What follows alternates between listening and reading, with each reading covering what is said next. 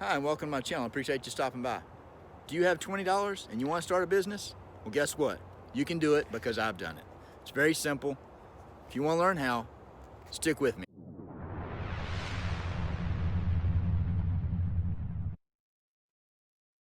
All right, hi. I appreciate you coming on in with me. You won't regret it. This will be the best $20 you ever spent in your life. I promise you that. And it will be so much fun. So, we're going to take this $20. We're not going to do anything earth shattering. You probably already know what I'm talking about. If you've been around my channel for any period of time, you know exactly what I'm talking about here. But if you're new to the channel, welcome. I appreciate you stopping by. Go ahead and hit that subscribe button so you can follow along with this journey. You will really like it. You will learn a lot. So we're going to take this $20. Oh, wait, stop. Hit that like button first. We can't get started without a like. Go ahead and hit that like button. I appreciate it. All right, now that you've done that, let's get into it. So, $20. We're going to take the $20. We're going to go buy items for less than we can sell them for. We're going to sell items on eBay. We're going to buy items at thrift stores, yard sales, estate sales, anywhere you can. The whole idea when you first get started, if you're trying to limit yourself to only $20, is don't try and grow too quick. Be smart with what you buy. So, we're going to break this down into several processes throughout this business. It's very simple. Like I said, it's nothing earth-shattering, but we're going to break it down into a couple of pieces. Number one, we're going to start with sourcing. Number two, listing. Number three, shipping. Number four, customer service. So the way these videos are going to go is we're going to go through the basic intro at the beginning. We're going to have a little teaching portion, a teaching segment of the video where I talk about one specific area of those that we just talked about in as much detail as I can, as quickly as I can. So if you're just getting into this business, you can learn very quickly and you can pick up very good key points to follow along with. After that, I'm going to go into a couple of minutes of some of the items that I have sourced. And to follow up that at the end, we're going to go cover, this is what everybody wants to see. So that portion will be the haul video at the end. We're going to show the items that have sold recently. I don't know how often we'll put these out. They will be regularly. Maybe a couple a week. It may be one a week. I don't know. Just make sure you're subscribed and keep an eye on it. All right, so this is the fun part of the business, sourcing.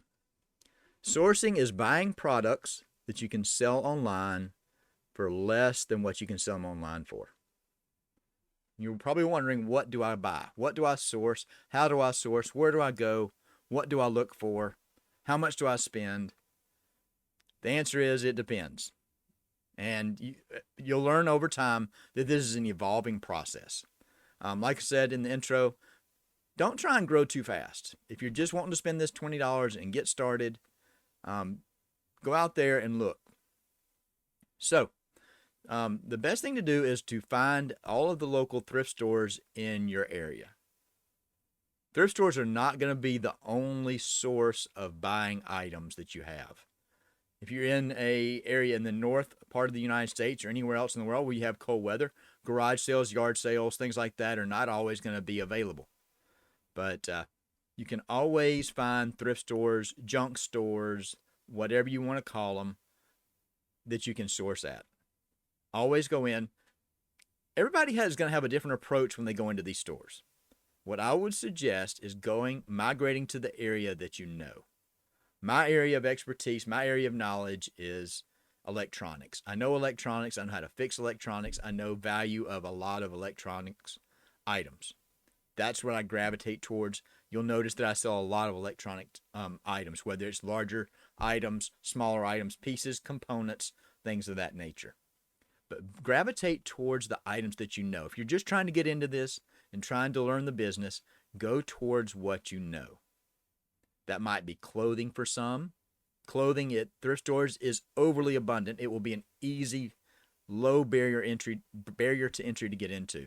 You can get into this business selling clothing very easily, very quickly. Based on your thrift store prices, probably pretty affordably. And if you'll notice some of the items that I've got today, one of them is a piece of clothing. Two of them are a piece of clothing. So I always dip into clothing. It's not bad. It's good stuff. You can sell it. You can make profit on it. So number one, find the area that you want to source in the thrift store and really concentrate on. It really depends on how risky you are with your money. Don't try and spend too much. But the key is always, always, always, before you buy something, unless you just flat out know, and if you're just getting the start of this, you probably won't know. Let me get my phone unlocked. Is make sure that you have the eBay app.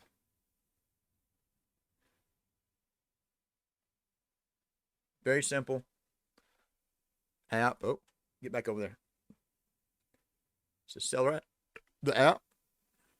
Very simple. But when you're sourcing, be sure that you're checking the value or the potential value of an item before you buy it. Do not just look at what is sold. So if I'm looking for, say, I was looking at Harley Davidson t-shirts earlier today. So I happen to be looking at a Harley Davidson Sturgis 2003 Black Hills. I think it was called the Black Hills Rally. So Harley Davidson, I just type it in the search. Up at the top, I can hit the spyglass right there in the middle. Just got to open up the search at the top. Type in whatever you want, hit search, and you're going to be returned with all the items that are currently for sale. That's good information, but that's not the deciding factor. The deciding factor is not what things are selling. Rewind that. The idea is not what things are listed for. You want to make sure you look at what items are selling for. So we're going to go up here to the top of the screen. We're going to click on filter. Oh, no, we're not going to click on shopping cart. We're going to click on filter. You're going to scroll down to sold right there. You're going to push that over. Show the items. When they turn green, that tells you what the item has sold for. If you see a line through it, I don't know if any of these, yep, that $39.95. Yep. If you see a line through it like that one, that $39.96, that means that the person that was selling the item took a best offer.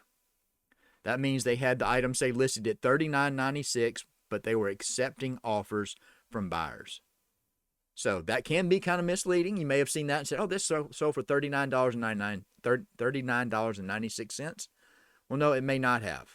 You have to look into what the best offer was accepted. And there is a website. I'll try and remember to link it down below. It's called Flipper Tools. And they have a tool on there where you can paste the link to that eBay listing into it, and it will tell you what the sold actual accepted offer price was. So that's very helpful. So be sure you're looking at, number one, what the sold price is, not just the listed price. There's so many people saying times, I got this, and there's 100 of them listed, and they're listed for $300. Okay, well, that's great, and it's a great item, and I know you only paid $50 for it, but what, have any of them sold? And they say no. Well, eBay only shows you 90 days worth of solds in the app, but still, you've got to learn to buy items that are going to sell. The key to eBay, so many people talk about run promoted listings, do this, do that, have 3,000 listings. No. A lot of that is important, but the key to selling items on eBay is buying items that people want to buy. List items that people want to buy. It's that simple. If you get down to that science, using the solds, how many are listed, what your sell-through rate is. If you have any questions about that, reach out to me. But the key is understanding what to buy. You can go out there and just buy all you want, build a store. It's not a problem. But it depends on what your risk is, how much money you're willing to risk, how long you're willing items to sit. All these things you have to consider. But remember, we're just starting with $20. We're going to take that $20. We're going to go buy items at the thrift store because right now there's not any yard sales. This is currently on a Wednesday when I'm recording this. There's no estate sales. So I want to go out and I want to buy as many items as I can that I can make good profit on, that I know will not sit for months and months and months and years. I want to try and move these as quickly as possible. So if you have any questions about sourcing, hopefully I covered a little bit that. We'll probably cover some more of it at a later date. But just reach out to me, leave me a comment below. My email address is on my channel. You're welcome to reach out to me anytime, landsharkpicker@gmail.com. So let's get into this next. All right, so today I've got 4 items. Two of them are in the clothing category. Like I said earlier in talking about sourcing, clothing is pretty easy to get into, a low barrier to entry. It's overabundant in thrift stores. You've got to be selective about picking up clothing, though, in my opinion. If you watch videos from a year ago, 2 years ago, 3 years ago, even further back on YouTube about people reselling, you'll see the evolution of what people are selling. And if you sell any of this stuff, I'm not saying it's bad, but you've really, in my opinion, really got to be selective. So, a couple of years ago, people were saying buy the run-of-the-mill polo, buy neckties, buy this, buy this. The problem is when so many people talk about things to buy, a lot of times the market gets saturated. I tend to try and talk. I'll show you some brands, but I also like to talk about not really categories, but styles, I guess, ages of clothing. In clothing, I like to buy as much vintage clothing as I can. It's got value. That stuff is making a rebound. But I've got 4 items. Like I said, 2 of them are clothing. One of them is a piece of electronics. One of them is a sporting good. So I've hit a couple of categories to cover here. So hopefully you'll like this stuff. Not anything huge dollar, but at this point, we're only working with $20, and we only want to make some good money. So here we go. First item. Paid, get this over here. Paid $4.99 at my thrift store. It's pretty cool. It is a Super Bowl 30 champions, Dallas Cowboys. You think, Craig, this doesn't look very exciting? Well, Super Bowl 30 was in 1997, I think. If you're sure about it, I'm not sure. It's about that time. It was in the mid-90s. Excuse me. But the key here is that this is made by a company called Starter. You've probably heard of it. One good thing that is smart to look for in clothing, if you're looking for vintage clothing, is look for right there between the Starter and the extra large. What does it say? Made in the USA. Not so much stuff is made in the USA anymore. Actually, very little is made in the US, you think.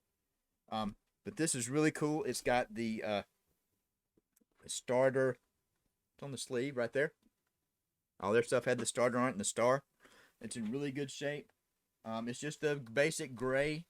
The color is not perfect, but it's still got a lot of life into it. You can always, 1996. On all these are all screen printed typically. And you can typically always see, they always include a copyright down at the bottom. 1996, so this was probably for the 96 Super Bowl if I had to guess. Going into, coming out of the 95 season maybe. I think that NFLP stands maybe for NFL Players Association, would be my guess. But paid $4.99. I think I can list it for $29.99, and it should sell. There's a Dallas Cowboys fan out there somewhere, and if you're a Dallas Cowboys fan and you're interested in this, you let me know, okay? All right, so $4.99. We'll have to pay fees. My guess, we clear $18 to $20 on that. So $4 to $18 and $20. That was pretty good. So we'll go ahead and grab the next piece of clothing. This is a really cool brand. I really like it. I love looking at sweaters. Sweaters and jackets sell year-round for me. They're fun to sell. They're really cool. Thrift stores tend to put them out as they're approaching. They put out a lot more of them as you're approaching cold weather. So always be looking around that time. This is a brand called Woolrich. This is not quite as old as some of them. I think they have an older tag that is a green or brown, maybe a little orange in it. This is still a little bit older. I'm not sure when it's from. But here's the tag. I hate using this camera like this. It's blue. It is a size large. It is a full, all pure wool sweater. But it's got a really cool design. I wouldn't pick up just plain run-of-the-mill solid colors unless you're getting them just pennies on the dollar. But this had a really cool, hopefully I can get back far enough and you can see it. It's got a, looks like a mallard duck, maybe, with the gray and the blue. Really cool colors. It's solid. Always be sure when you're picking up clothing, especially anything that's wool, whether it's a suit coat or a sweater or anything like that, be sure that you are looking for holes, moth holes. I've made that mistake more than one time recently because I was in a hurry. Gosh, I wish I still had that item right here. Picked up something, got it home, had not paid attention, had a big hole in the sleeve. But always look it over. Small holes in something like this is not going to be such a big deal, but it was really clean. Oh, I didn't even tell you what I paid for it. Actually, where'd my receipt go? Here it is. I just bought this just a little while ago. The tag says, get up there, $3.99. Probably tells what date it was put out, but I don't know. Guess what? It was half off. I paid $2.18 for it today. So really $1.99 plus tax. I think I can get 25 to 30 on this sweater. If you agree with me, let me know. If you disagree, let me know. But I think at $2, this is well worth a risk. It will sell. It's a great time of the year for this type of item to sell. So I'll get this listed as quickly as I can. Hopefully I can turn that money over pretty quickly. All right, so that's 2 pieces of clothing. Enough clothing. Our next item from another category is the electronics category. I love, like I said earlier, I will buy anything electronic. I love small electronics, large electronics, anything in between. You're going to see this and think, why are you selling this? One thing to consider with electronics is electronics always break. Pieces break, accessories break, things of that nature. And no, before you guess, it is not a remote control. It is a satellite speaker that is made by Harman Kardon. Harman Kardon is they make a lot of surround sound stuff, pretty high quality stereo equipment. Not sure how long they've been around, but this is just a satellite speaker that you would put up in the corner of your room. Good thing about one thing I do like about electronics is they always have a model number 99% of the time. They're so easy to comp. Here's this one, gosh, I have to clean it up on the bottom. Harman Kardon SAT-TS2. If you look that up on eBay, most recent one that is sold, it's only one that's sold, but there aren't any listed.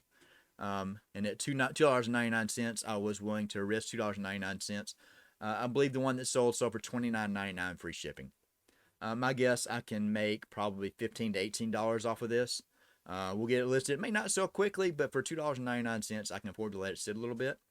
And because I have no competition, somebody in the world has got one that is blown. They were playing their music too loud, and it blew. So always be looking for replacement pieces like this. You never know when somebody's going to need just this one speaker. They want to add an additional speaker. They want to do something. So $2.99, probably make $15 to $18 off of it. Here's the big score of most recently. It's in the sporting goods category. And yes, if you saw me grab it, you probably know what it is. It is a golf club. Everybody knows all the big name golf items more than likely. You know the Ping. You know the putters to look for, the Scotty Cameron. This is a putter. It caught my eye. And that is always the key when I'm outsourcing. If something catches my eye, it's worthy of my attention. I need to look it up. I need to check on it. I saw this, if you just saw that sticking out of the top of a barrel where they had golf clubs, would it catch your attention? It caught mine. It was green. Golf clubs are normally not shaped like this. Well, the putters may have that rough shape, but they're not going to be rounded typically. This is just a cover that goes over it. It hangs up. Luckily, I didn't even have to pull it out. It's got the label on the top. It's a really funky looking putter. Check that out. It looks like a barrel. It's all engraved on the top. It is called the Green Gorilla. The Green Gorilla is a putter. I've seen a couple of them that have sold. I've seen one that sold at $49. You didn't see a price on this one. It was not priced. I took it up to the counter. Always grab things in the store if they don't have a price. Whether they say they're not going to price them, they can't sell items that are not priced. Always grab them. Always take up and say, how much is this? I don't see a price on it. Some employees will say it's $1.99, it's $3, it's $5, it's whatever. A lot of them don't want to put in the effort to call a manager over and look into it. But I paid I said, this didn't have a price on it. They showed it to, they looked, said, how about $1.99? I said, done. Because at that point, I'd already looked it up. I already knew what I could get for it. So $1.99, this will be a challenge to ship. It's not terribly hard. Maybe that's one thing that we will do once this sells, and it should sell, I guess, a month or month and a half, maybe, if I had to guess, maybe sooner, because there's not many of them out there. I don't think there's any of them out there that are currently listed. I think I'm gonna list it for 49 plus probably $9.99 shipping. They're not terribly easy to ship, but they're not that bad. But always look at sporting goods, baseball bats, golf clubs, gloves, things of that nature. Always be looking at that kind of stuff. Sporting goods is probably my second most knowledgeable area. Electronics being first, sporting goods being second. So hope you like these items. I hope now that you go out sourcing that you find all these items. So let's get into the last section. All right, guys, hope you're still with me. This is the part everybody likes. At the end, what has sold so far? Far from being a large store, but just trying to prove that you can start a business with just $20. Go at it slow and easy.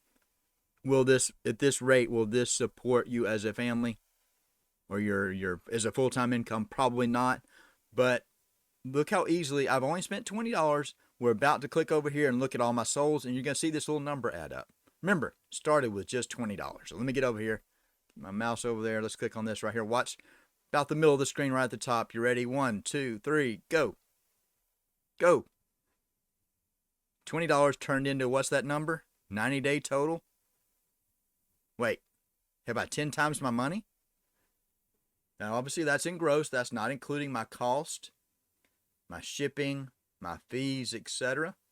But we're going to lay that out at the end. But $20 into $200 in sales is not bad. You can see how quickly $20 can roll over and roll over and roll over and reproduce itself time after time if you're smart about what you buy. So let's look at what's sold today. Not today, recently. So let's see, sold. Got 2 items since our last video that we did. It's been a handful of days since we did that video. So the last 2 items, I think I talked about these previously. The first item is a vintage Sears 2-speed massager. Really cool item. Always look for vintage electronics. Number one way you can tell something is vintage by the design on the box. Look at that box. It just screams of the 70s, maybe early 80s. You can also look at the plug. I don't think I took a picture of the plug. Just the 2-prong older style plug that you would see on any electronics. Paid $4 or so for this. I'm going to put the all the financials on this item up here, so be looking for it. What I paid, how much it cost to ship, what the customer paid in shipping. The customer paid $9.99 in shipping. Sold for $34. So you'll see what I made on it. Good little pickup. It did not last long. I've not had this store open very long, but really cool item. Plugged it in at the store, tested it. Really cool looking box. It probably would have sold still if I didn't have the box, but a box always helps on a vintage item, and the box in good shape. So always be looking for this. You think Sears is probably not a good brand, but we turned this money pretty quickly. Back up here, go to the next item. Second item you probably saw in one of the first videos where I picked it up. Paid 50 cents a piece for some plush. It's a really cool Build-A-Bear. Build-A-Bear sells pretty well. The average basic Build-A-Bear, not as much, but here is a Build-A-Bear limited edition Disney Little Mermaid Ariel plush from 2015. If you push her hand over there, it plays the Ariel, whatever. And I got $33 plus $8 in shipping. With plush, everybody is different. I put them in a poly bag and ship them. If this had been a $70 or $80 plush, I probably would have taken a different approach. It was a great pickup. Put the numbers up here. I think like I said, I paid 50 cents, $33 sale, $8 shipping. Probably cost me. I probably went priority. I'd have to look, but yeah, another good item. So you can really see how these items, you can take $20 and turn and burn and replenish that $20 with another $20, buying more items, so if you're interested in this, reach out to me if you have any questions. I appreciate you watching, and I hope you have a great day.